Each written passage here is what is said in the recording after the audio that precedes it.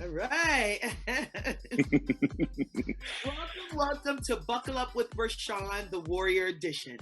We are here talking to our warriors, our frontline warriors, our warriors in their life, our warriors in their career, our warriors in their family, and we are here to highlight you and highlight what you do and how you do it and the story behind the story, because you know what, Thank it's you. always a story behind the story, and you Mm. never really know what has happened to people, where they've been through, how they got there.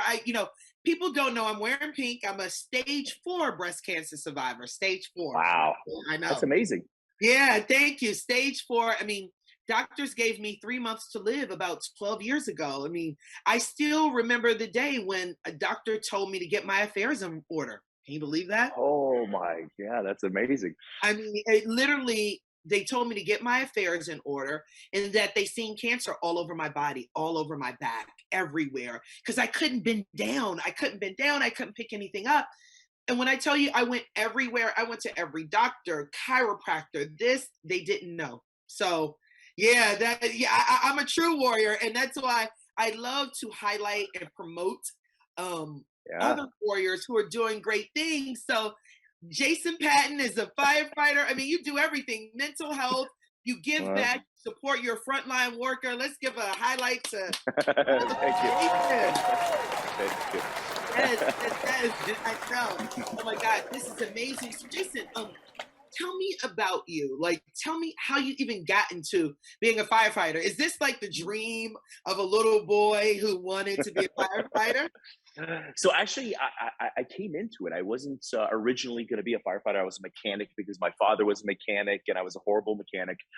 So I'm glad I got out of that. But a buddy of mine talked to me about EMT school, and I went to it, and I fell in love with it. It was like, this is what I'm supposed to be doing. I love helping people. I love being around people. I love when people need to reach out to someone, I can actually be there to help them. So I fell in love with it immediately. And then I went to paramedic school, which is a little bit more of a dive into the human body and medications. And I loved it even more. And then fire school, I think, was the tippity top of like, this is it. This is exactly what I want to be doing. Oh, I love it. So, no, did you like the risk? Like, what did you love about fire school? Was it risky? Was it interesting? Was it fun? Exciting? What? I think it's all the above. I think you go to fire school, it's this like obviously this like testosterone driven, like really cool, like basic like caveman stuff. And men or women, we both experience the same thing, whether no matter how much testosterone you have in you. So, but it's it's just such an exciting thing. And again, I think it's that very animalistic caveman like fire bad put out with water, and we're able to do that. Yeah, absolutely exciting. Every day is different. I think that's the number one thing. Every time you show up, you never know what you're going to see. Wow. And so, you know what? Can you tell me, because I just learned this and maybe the audience doesn't know. Are you like, when you work, are you 3 days on, 2 days off? Like, how does that work? Because I was like, wow, I never knew you stay 24 hours. Tell us a little bit about that. Oh yeah. Yeah, it depends on where you're at. Most places are going to do something called a Kelly week. So it's 24 hours on, 48 hours off. You're here for the full 24 hours.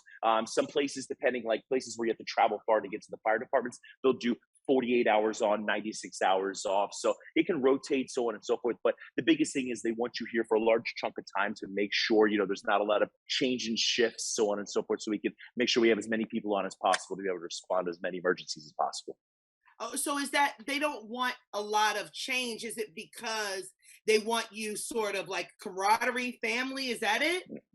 Yeah, I mean the that is probably the biggest drive when it comes to firefighting is the camaraderie. We call it brotherhood. It's brothers and sisters coming together, and that we spend a third of our lives here, sometimes more depending on how much overtime you're working, so on and so forth. So this is your family, and they love it when we get together. And also when it comes to sleep cycles and sleep schedules, that's the other thing. It takes about 24 to 48 hours after being up for 24 hours for your body to recycle, get back to a normal place, and then you're going back on shift again. So it's sleep cycles and a bunch of other stuff and studies that go into it.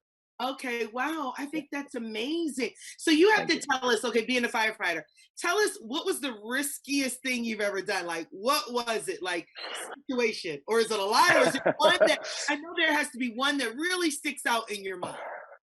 We every day is a little different. I mean, we've had calls where we've gone in, guys are jumping over the sides of buildings, and you're catching them, so on and so forth, to make sure that they don't fall. Yeah, those are always really fun. Actually, it's normally car accidents on the interstate. It's normally the biggest place where we see so much risk. Yeah, I mean, look, humans are we love to we're curious. So when people see car accidents, they rubberneck over, and instead of looking at what's in front of them. So Exactly. That happens.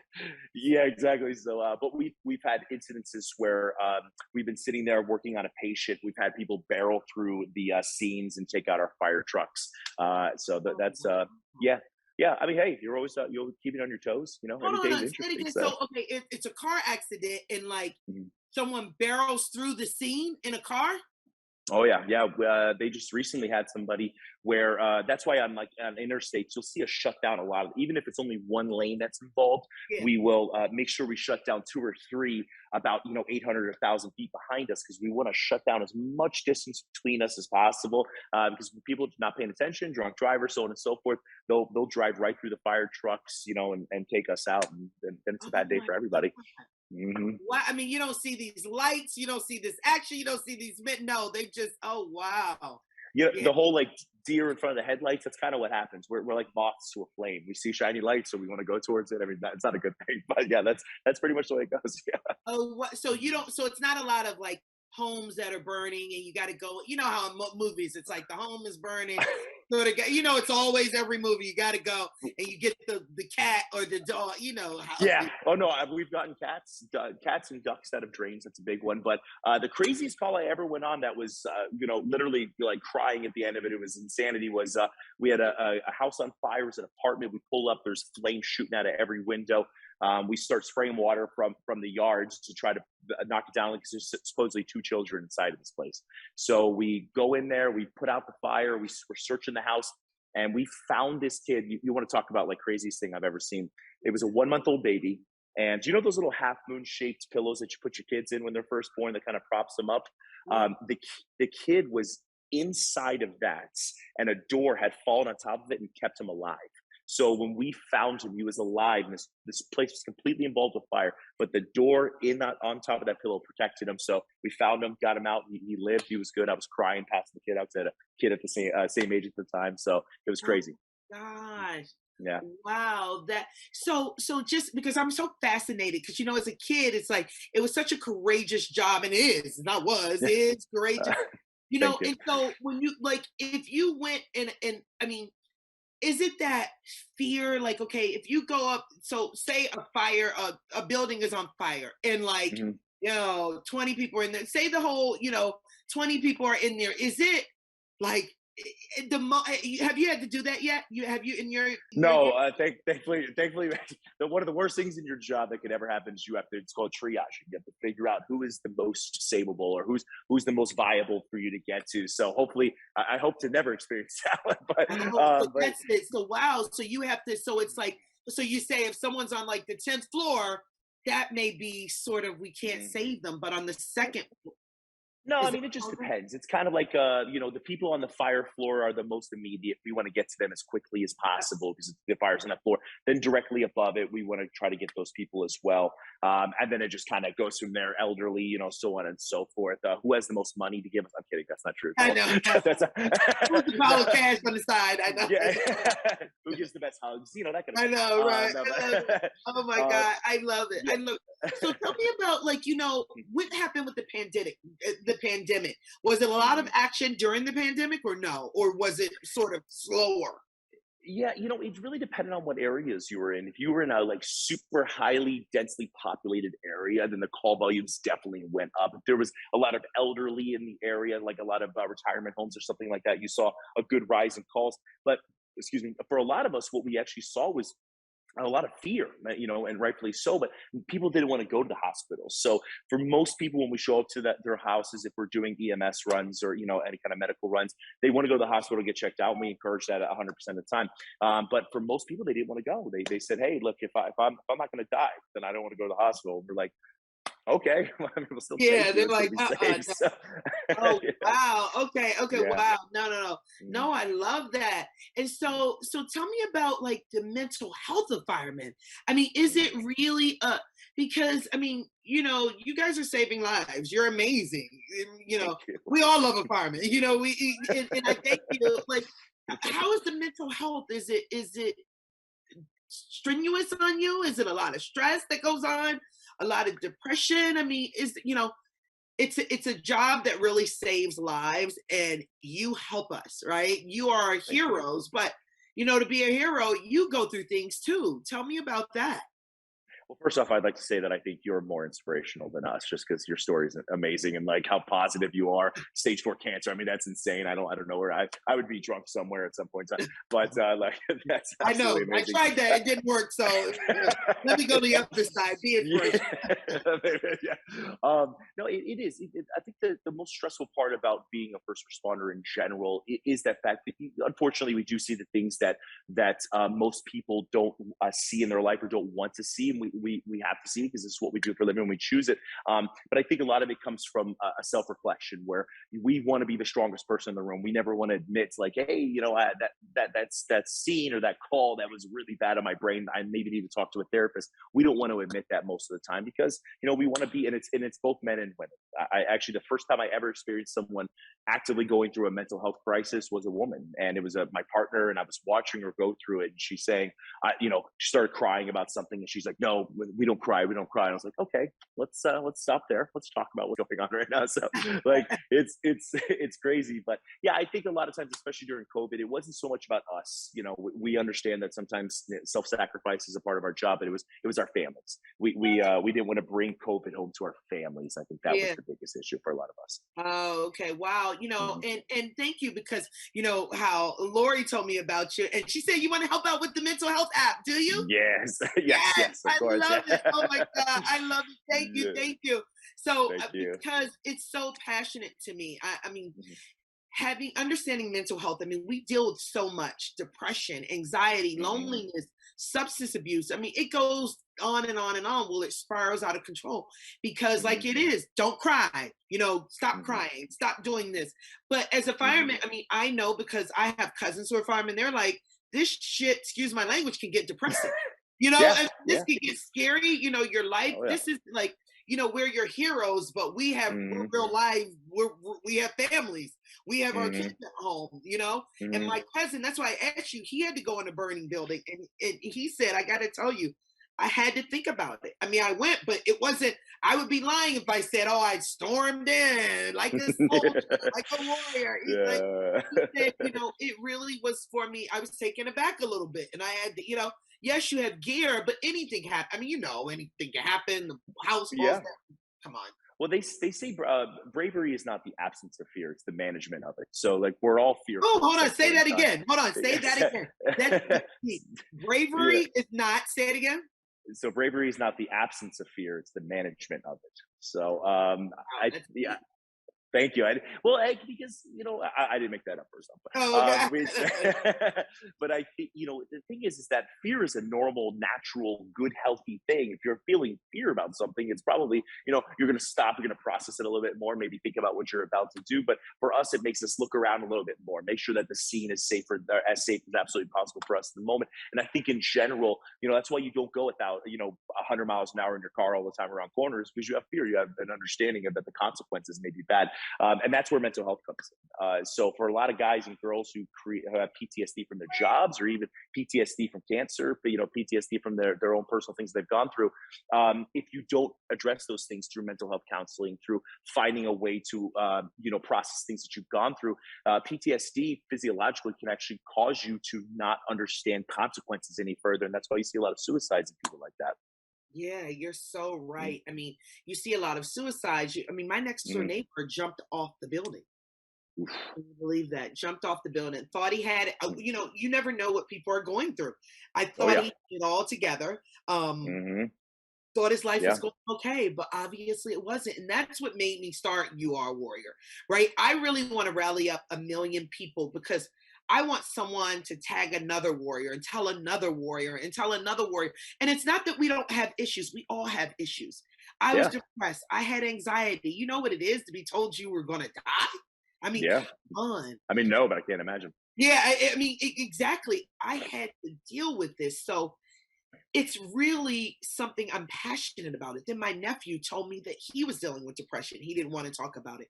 It's time that we talk about it. It's time for us Hmm. to stop being afraid. It's time now. Like it is Hmm. time now. And that's what I want us to do. Stop being afraid and Love it. speak up, stand up, and get the help you need. That's all this Yeah, is. And I thank love you, it. Like if you could, Jason, you could tell a million firemen all across the board, all around the country, you are our leader, and let someone else be a leader because you guys need it. You need it. Yes. Policemen need it. I mean, come on, policemen get beat up every day. Wow. I mean, Yeah. ugh, I was in the grocery store and they were booing when these two policemen came out. I was like, ooh, okay. I know. No, It's that's tough. yeah, and you're right though. Like being depressed is normal. Like just as being happy is normal. You know, I mean, all these emotions are a normal thing. The problem is people don't want to feel those ones in the middle. That the vulnerability zone is what I like to call it. Like we don't want to feel vulnerable, even though like those moments will make you appreciate the highs so much more. So embrace it, go through it like you should. Don't fight it, and then when you get out the other side, it'll be so much more rewarding. Oh, I love that. I love that. Yes, Thank you you. are worried. I'm gonna send you a t-shirt, Jason. You can Thank you. everybody. I want to, I really am fascinated about people's stories. So I would love your fire department. Like, hey, Yeah. my name. I want to hear your story. Like, tell your story, video it. I love this. I'm so excited about this. Now you have to tell me about this Fireman Hmm. Chronicles, and how did this Hmm. start, and what's going on with that? So, Fire Department Chronicles, we started, or I started it in 2016, just making some fun videos for firefighters, and it quickly started to take off, and I was surprised. And then over the last 5 years, it's morphed into something incredible where I've been able to focus on mental health as well. But I got about 2.6 million followers across all my social media platforms, and it's just been so fun, like being able to poke fun at the dark humor that we kind of like to play around with, especially when it comes to having some fun around the stations. But we joke, we say I was able to take the dark humor that we have in the stations, filter it through a PC filter, and then put it out to the internet, and then everyone's enjoyed it. So it's been absolutely incredible. Oh my God, I love that. So it was just like you starting, like what? You just like, let me just take a video of this video. I mean, what Yeah. was like what it was just like you were taking videos of just like things that were happening in the streets or things that were happening. I mean, I saw some of it, but I want to know the actual how it birthed. Like, what did you to get it going? Yeah, so yeah, the first one was we started off as we called it National Geographic's Fire Department Edition, and I was Steve Irwin with the horrible accent. People always made fun of me for it. It was really bad. I love So that. we were we were hunting for different positions in the fire department. One of them was the battalion chief. The other one was the firefighter, and then the one that kind of like got a lot of attention was we were hunting for the paramedic via their natural mating call, which is bitching. And so it was all about this paramedic who was complaining about his job. And it was huge. Everyone enjoyed it because comedy and humor comes down to relatability. If you can relate to it, then it's probably funny to you. And that's what happened. So I was able to put it out. People really enjoyed it. Oh my God. And so your biggest audience is YouTube? So, well, TikTok, I think it's 1.2 million followers, and then yeah, YouTube about 380,000, and Facebook's like 800 something thousand. So Oh it's my good. God, I love Mm, this. It's so thank chronicle. you. What about a TV show with you? I mean, come on. I'm thinking you and I. We I host know a we TV show make a good together. It'd be team. We perfect. do make a We good do. team. Oh my God, I'm like, We- you have a really good personality. When's your birthday, Jason? When's your birthday? April 27th is my birthday. Oh, So okay. So you are uh, I know, hold on, don't tell me. Taurus. Taurus? yes, I am. I am a Taurus. Yes. Oh, you know what? But I got to tell you, I'm a Capricorn. Taurus and Capricorns make perfect like business partners, all that. So we're actually your Earth sign. I'm an Earth sign. Okay, maybe we Let's got to go. talk about something offline, right? Oh That'd be my great. God. This, I know, right? So tell me, like, if someone wanted to get like, it's a tough thing to get into the fire department. Like, I want Mhm. the audience to know this, so it's not an easy job. You guys tell them how to get there, because people sometimes are like, "How do you get there?" Like, I know guys I talk to at community centers, they don't even know how to start. Yeah, it's and what's great about firefighting is depending on where you're at, will depend on how you get in, but it doesn't matter who you are, it doesn't matter how much money you make or how much money you have. In fact, a lot of departments will sponsor you to go in. So if you go there, you take a civil servant test, you pass the civil servant test, they put you on a list, and then you will actually get sponsored to go through the fire department. They run you through everything. Down in Florida, where I'm at, you have to be an EMT first, so you go to EMT school. It's about 3 months. Then you can go to fire school, which is 3 to 6 months, depending if you do all day or at night. And then normally you have to become a paramedic at some point in time, which is about a year. But all you got to do is look into your local areas. And in fact, a lot of places are volunteer. 70% of all firefighters do it for free. So you can volunteer at your local area, get some experience, and find out if you really like it or not. Oh, wow. Okay. And Mm, you've been a firefighter for how long? 13 years. Oh, I love that. Mm, That's it's so been fun. good. And you do Thank you you. want to retire as a firefighter, or do you see yourself you want to retire as a firefighter? Well, I want to retire, but I've enjoyed this acting thing and maybe hosting a show with you. I mean, I'm enjoying all this Oh, I stuff. love So it. Okay, we're gonna. Jason, look, let's talk. I do have a manager and agent. You're good. You do have a good personality, though. You Thank you. totally have a good. And so, in firefighters, are you like? I mean, I have Richard. Are you a captain, or is there a? How does it work? So it depends. Most of us come in as firefighter EMTs, then we go to paramedics, and then from there you'll become like right now I'm about to be promoted to a driver engineer. So I drive the trucks and pump the water out and everything. Thank you. And then you normally go captain, battalion chief, and then you're into the officer positions from there. Okay, wow, driving. Okay, wow. Mhm. I mean, you guys, can you slow down on the street? I mean, when it gets to saving lives, I'm like, golly, no, I Yeah, totally understand it. I it's a totally, testosterone thing, you know. I know, like you're pouring down the street. No, no, no. I mean, this is so. So, question: because do firemen and policemen get along? I mean, this is Yeah, we. real talk now. Real talk, Mm. Jason. You don't have to give me the podcast talk. What's the real No. talk? I know, real talk. We do. Like 99% of the time we get along because we have to work together at some point in time. Whether because look, if a scene is unsafe, if someone's got a knife, I'm not going anywhere near. Like, I'll just hang out here until you clear that thing for me. So, but and then vice versa, if there's a medical thing, that we're going to show up. Yeah, if 99% of the time firefighters and police officers get along, and the reason is because we have similar jobs, and then we're gonna razz each other. Like, that's gonna happen. So I'm gonna make fun of police officers because they, unfortunately, there were two lines when it came to becoming a first responder. One giving out pillows and blankets, the other one giving out guns and badges, and they just chose the wrong one. That's really what it comes down I to. know So. they chose the wrong one. So who comes first to is it like who comes first to a A situation? scene. Yeah, a So it scene. depends. Yeah, it depends on the call. If it's 99% of calls, medical or fire, we're going to be showing up first. But if it's something where it's like I've been on a lot of shootings and stabbings and stuff like that. So the shootings and stabbings, they'll normally show up first just to clear the scene, make sure it's safe for everyone to show up there, and then we go from there. But most of the time it's us. But again, if it's anything like domestic or anything, then they're going to show up first and make sure it's safe. Okay, because first responders. Yeah, I mean, I just like kudos to you. Kudos to Thank you. you. Like, is it are you just with the is it a hard? Are you married? Just got married this weekend, actually. So Oh yes. my God! Congratulations! Wow, Thank just you. this weekend. Oh wow! Oh look, I that's a real congratulations. Love it. know. Oh look at that! Where'd you get married at? Where? Mentone, Alabama. It's like this beautiful It's like a big valley between Alabama and Georgia. It was a beautiful wedding. It's perfect. So Oh wow! Look at that. Okay, so I was thank you. gonna say, is it hard on your wife? I mean, well, now she's your wife, but she was your Yeah. girlfriend, I presume, before. Was it hard on her? Like, is it hard? Does she? I always wonder. This is a job that you're in. You're saving lives, but I mean, you can end up really hurt, may not come home, Mhm. this and that. Like, does she want you to, or is she supportive of you? That's the question I want to ask to really know the truth behind it, you know? Yeah, I think for a lot of spouses male or female on either side, I think it is difficult sometimes.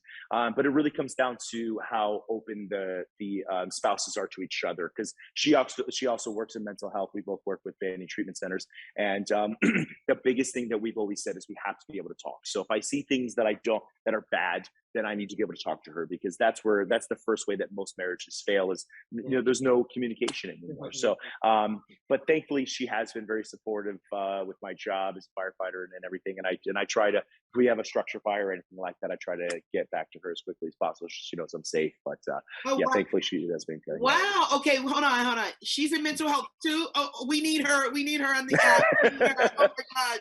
This is a Uh, dream team. Husband and wife health team. I love it. Yeah. Thank I mean, you. we got it. I'm all into this movement of removing the stigma and removing the shame.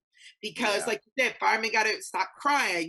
There's no Hmm. depression. You got to keep going. You better get in Hmm. that house and you better do your job. You have to do this. Hmm. Like, we're human. You can cry. You can get it Yep. wrong. You can be sad. But it's Yep. like we have this mental health and we don't want to deal with the real thing that's going Hmm. on. So I love you and your wife already.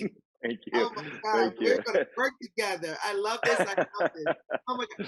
So tell me Thank you. what's next, Jason. What's next for you? You and I have a So TV show. yeah, we have a TV show that we'll be developing soon. But Exactly. I love just some fun and exciting stuff coming up right now with my fire department coffee company. We're gonna hopefully be in a bunch of stores here very soon, which is very cool. Everything's online right now, but that's been exciting.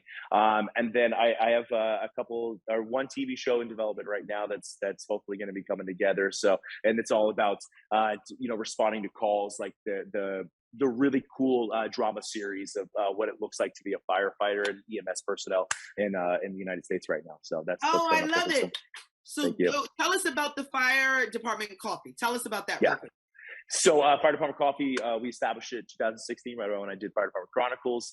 10% of all of our net proceeds go back to helping sick and injured first responders. So, we wanted to make sure that if we're going to create a coffee company that has amazing coffee for every hardworking man and woman across the world, we wanted to make sure that we also gave back to the brothers and sisters that support the United States. So, anyone sick and injured, any first responders sick and injured, we try to reach out, help them, support the benevolent funds, so on and so forth. Oh my God, I love that. I love that. Thank you. Yay. Thank you. Fire Thank you. department coffee. Where can we get it at?